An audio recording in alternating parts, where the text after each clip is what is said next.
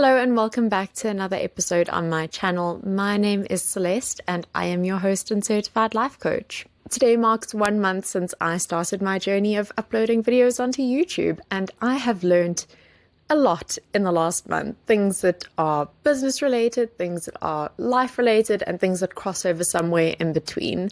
So I thought it could be interesting to do a little bit of a reflections vlog today on everything that I have learned over the last month. But before we go any further into today's video, if you haven't already, be sure to hit that subscribe button. And when you do, please leave me a comment down below saying hi or I've subscribed. I don't get to see on the notifications because of privacy settings when someone does subscribe. So please say hi so that I can get to know who is joining the community. So the biggest challenge I think many of us face when we're starting something new, whether it's a business or a new skill or a new hobby, it's actually just knowing where to start. And there is no tip or trick to this. You really have to just start. With my videos, I had to just start somewhere. And I know probably down the line, I will look back on these early videos of mine and potentially archive them, because I think I'm going to cringe really hard when I look back on my editing and recording setup. But for now, I know I am doing the best that I can, and having started is better than not starting at all. Unless you can afford the best of everything in terms of starting up your new business or skill, realistically, it's going to be slow going. When I started this channel, had this huge intention of doing daily videos. But the reality of the matter is, I am a one-man show here. The channels that you see out there that are doing daily, sometimes many videos in one day, many of them have got writers, editors, all separate from the person that you actually see on the screen. And the time that it takes to sit and record this video is only a fraction of the work that goes into it. When I first started this channel, I was very hesitant in terms of the quality of what I was going to be recording and putting out there. I do not have any professional editing skills. I have never sat and recorded anything like this before, even making the decision on what microphone to buy. This was all uncharted territory for me. But I know that these are all things that are going to improve as I go along. We all start somewhere, and I think that living in a world of instant gratification, we tend to forget that things do take time. I mean, nowadays we see people posting, and if the post doesn't get enough likes in the first hour, someone will delete it. And that's just the world that we live in. And unfortunately, that's not reality. That's not the real world. Things do take time, and things aren't always going to be perfect. So in the case of starting content creation or a YouTube channel, like I said, unless you've got a massive budget where you can afford to bring on a team of people to help you, or perhaps even if you're taking on a new sport or a new hobby, unless you can afford to buy all the best equipment or pay someone to help train you and become better, it's going to be slow going. Coming back to money investment, we're in a time now where social media is pushing for paid promotions. Unless you can afford to do a paid promotion or boost on almost all of your posts and videos and content that you're creating, it's going to be really tough to try and compete in the bigger scheme of things. While social media has made it easier than ever for us to be able to put content out into the world, whether this is personal pictures that we're sharing or business-related content, it's easy, but it's easy for everyone else as well. Globalization has made it really difficult that we're no longer just competing against our local market or people in our area. We are competing against everyone who is online within our same industry or field. What do you do in order to get your business, your craft, your skill noticed in a world where everyone has access to the same resources and everyone is doing the same thing as you? This brings me on to my next point, which is authenticity. Unfortunately, something we're seeing in the age of social media now is it almost seems like authenticity is being discouraged. The algorithms seem to reward people that lean into the trends of what is popular on social media. We see apps where doing the same dance, using the same sounds as everyone else, is going to get you more likes than if you come out with something new and authentic that hasn't been done before. I'm not for a split second saying that this is any way wrong. People have managed to build empires for themselves off of following trends on social media and getting on the boat while they can. These videos get thousands and millions of views and likes, and these individuals are making really good money off of it. For me personally, as a life coach, authenticity is a deal breaker. I cannot come on here and be someone that I am not.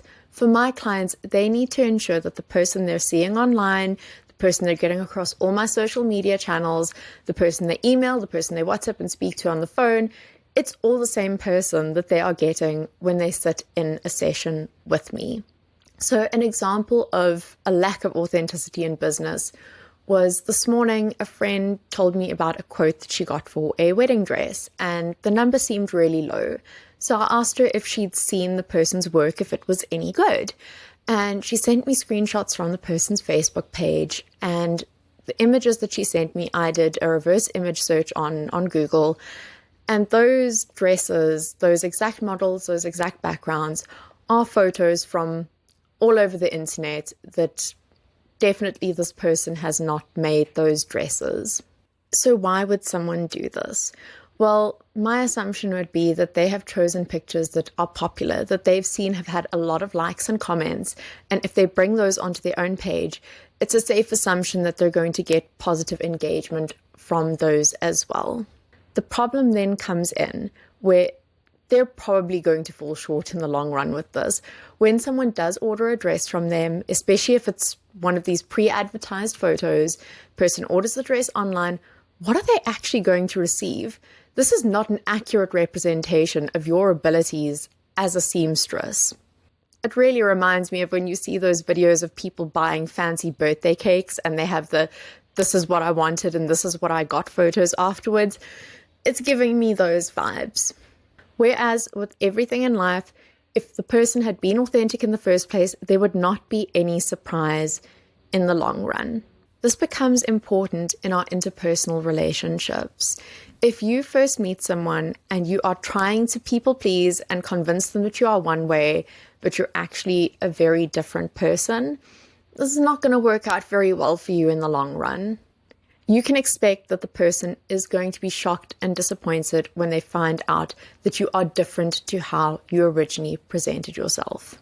So whether you're an artist or content creator or author, whatever your skill set is, being authentic and doing things yourself and training and putting in the time, it's time consuming.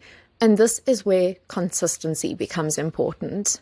As I mentioned earlier in the video, I had grand plans when I decided I was going to launch a YouTube channel. I had this idea of daily videos, and it's really just not realistic. I perhaps could have managed it for a week, but I think I would have seen the low numbers that I was getting, which is inevitable when you start something new. And I probably would have either burnt myself out or become disheartened and disappointed and given up. So I made the decision that I was rather going to do one video episode a week and one guided meditation video a week. And this has been very manageable for me. And I've been able to put a lot of effort and time into each of these products that I'm putting out. And I'm proud of what I've achieved so far. And it may not be as fast as I would like to do, but I am learning so much in the process, and I am able to be consistent. Life is a marathon and not a sprint. If a runner were to decide, I'm training for next year's Comrades Marathon, and decided to run 80 kilometers on their first day training, that would probably be the first and last day that they ever go running, and they may need a hospital visit afterwards. Consistency is going to be your best friend once you acknowledge that you are in a marathon and not in a sprint. So taking the time to learn and improve is so worth the investment. With these videos, each video that I do, there's something small that I'm improving each time, because I'm able to consistently put in the time and effort onto each video that I do. If I was trying to rush to push out a video every single day, I would not be doing it because I'm enjoying it. I'd be doing it just to get it done. And I've actually fallen in love with this process of writing, recording, and editing for my videos. But even when you're being consistent, you may see very slow growth and progress in what you are doing. And that is okay. And this is where your friends and family come in and are important. It really is important to have a good support network when you're trying to do something new or take on a new challenge in your life. I am so grateful to my friends and family who have been supportive throughout this new journey of mine. I appreciate every single like and comment, and I really love the messages I get after a video has gone up, whether it's wanting to chat about the content of the video or just words of encouragement for me to keep going and carry on doing what I'm doing. Having this encouragement and support from your friends and family whenever you take on something new in your life is really important. It goes a long way to help you get through those difficult early stages.